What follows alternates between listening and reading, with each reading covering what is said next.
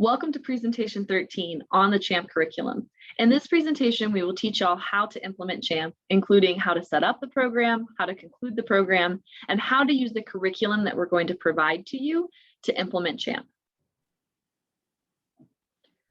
Whenever you're implementing a program, it's important to make sure that several things are done prior to and during each program session. So before you start each CHAMP lesson, please make sure the day before, the night before, the morning before, make sure that you review the lesson and look over the pre-selected CHAMP cards. We will give you CHAMP curriculum. It will have a large stack of CHAMP cards. We will tell you exactly which cards to pull out for the day. So before each session, look over the card and look at all of the things that you will need to be successful in your implementation of the program. In particular, think about the space that you're going to be working in and how these stations will fit in the space. It's difficult to say how all stations will look. Every room is different. There are TVs on some walls, windows on some walls, doors in different locations.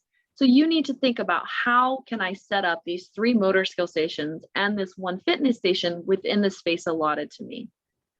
Also think about how you plan to introduce the stations.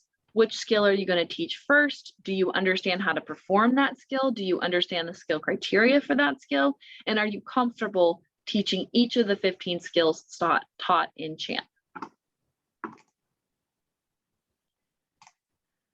We will provide you with a deck of CHAMP curriculum cards. So like I showed earlier, the cards look like this. They come on 1 ring. They are laminated cards in order from 1 to 79. All of the CHAMP cards include some of the same elements. So they have a front side and a back side. So let's walk through what's on the front side of a CHAMP card. The first thing you will notice is that the name of the skill is at the top left of the card. Each skill has a different color. So here we see the example of forearm strike. So the text for the forearm strike and the accents for this card are in forest green, but the skip is actually in bright pink. So you should know which skill you're going to be teaching, not only by the name of the skill at the top of the card, but also the color of the card itself. Below the name at the front of the card, you have the specific skill criteria that are listed out in the correct execution of this skill. So whenever we're looking at how the forearm strike is performed, we're looking for 4 different elements. We're looking to see that the child takes a backswing with the paddle when the ball is bounced, that the child steps towards the wall with a non-preferred foot, that they strike the ball towards the target, and that the paddle follows through towards the non-preferred shoulder.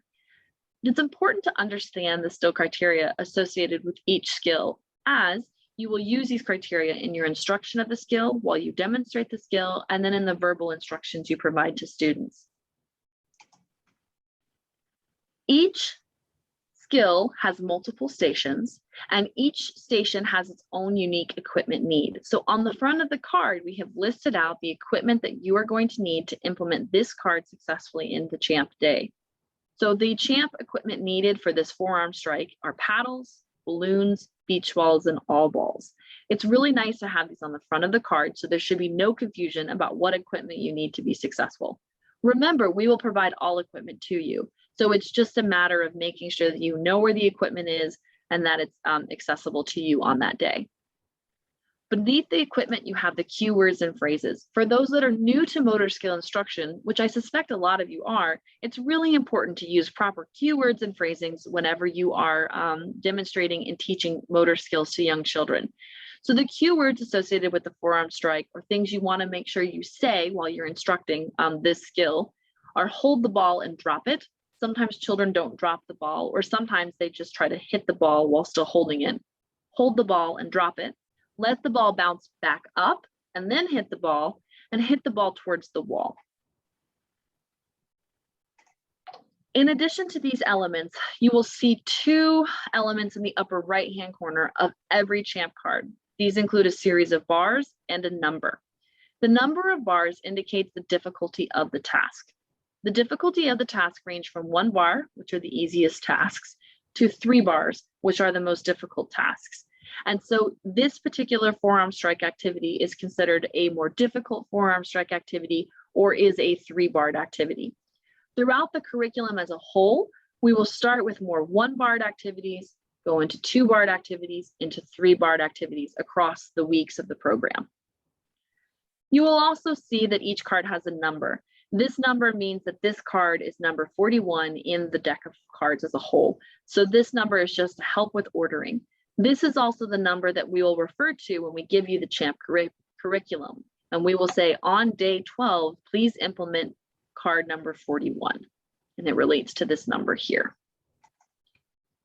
On the back of the card, we have some similar elements. The back of the card is more geared toward how do I set up the station, how do I instruct the station, and what do I say? So in addition to just like on the front of the card, the back of the card has the name of the skill, again at the top, followed by the name of the activity. So this activity is called a partnered pass. It then has a brief description of the activity itself. So for this partnered pass, we're going to place a jump rope down to divide the room, have the children stand on either side of the rope, and pass the ball back and forth using a forearm strike. Below the description of the activity, we'll have the levels of difficulty. So as we discussed with the target structures, the tasks that we implement in CHAMP have to have that slanted rope effect with varying levels of difficulty where children can engage in different levels across the CHAMP curriculum. This particular task has 3 different levels of difficulty that we've provided.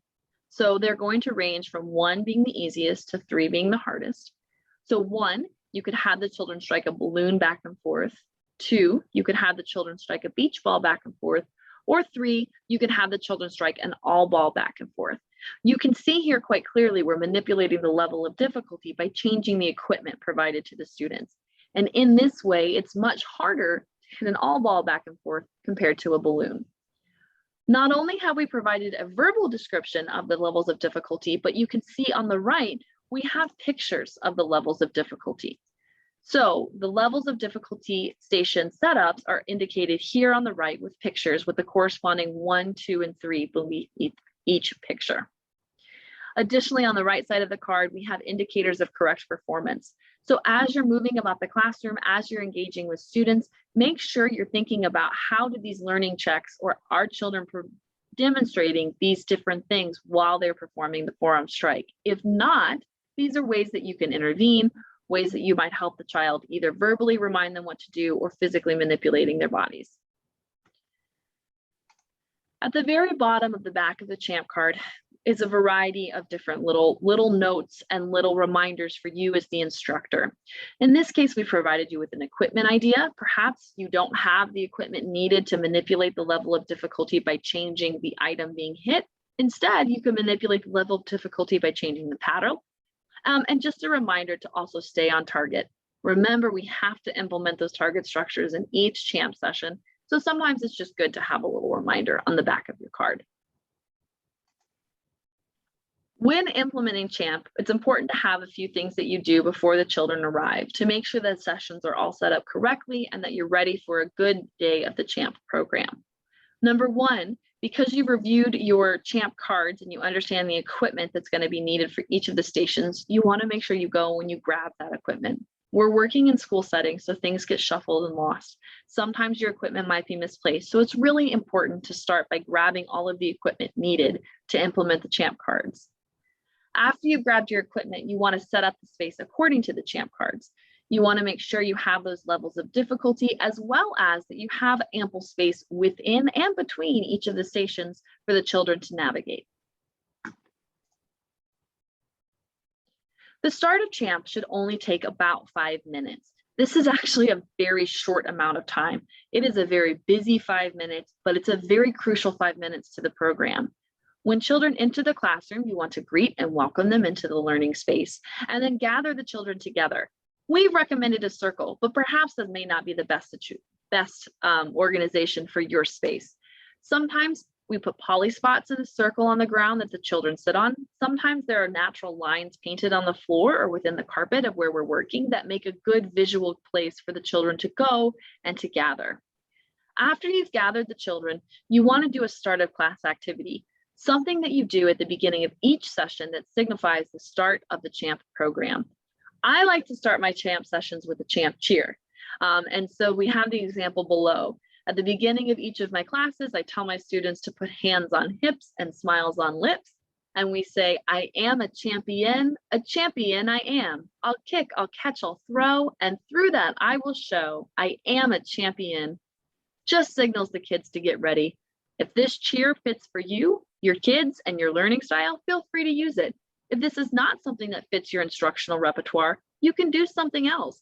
Some people like to do a welcome group wave. Some people like to do deep breaths or a wiggle session, just to help the children have a signal that champ is now starting, we're ready to go. After you've done your very brief start of class activity, you need to do a daily station breakdown.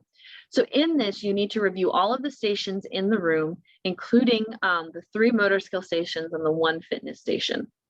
5 minutes, 4 stations, you're going pretty fast. So you want to make sure you're prepared before the start of the class.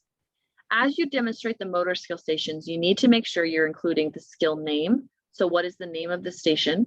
Providing the children with a demonstration of how the skill is performed correctly, making sure that as you demonstrate, you're hitting all of those skill criteria. And then you want to explain the skill station. What's the easiest level? What's the most difficult level? How does the station work? What are children expected to do within this station? And you need to go through all 3 stations plus the fitness station within that 5 minutes. One important thing to remember before I move on is that we provided examples for motor skill instruction stations for all of the 15 skills taught in CHAMP, and those are available to you guys on Canvas. So as you begin to work with CHAMP and as you begin to implement the program, you can always refer to these online resources for examples on how to introduce these stations. So now we're going to move forward to how to end CHAMP. Similarly to how to start, it's going to take 5 minutes. The first minute is going to be devoted to putting away the equipment. You're going to ask kids to put away everything that they were using.